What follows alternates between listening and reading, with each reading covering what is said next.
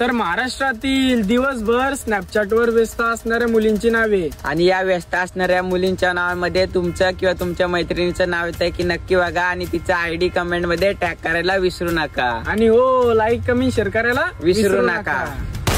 सेजल, परी, गौरी, वेदिका, श्रद्धा, दीपाली, सलोनी, गायत्री, प्राची, देवयानी आणि दिवसभर स्नॅपचॅटवर नुसते फोटो काढणारी म्हणजे आमची साक्षी.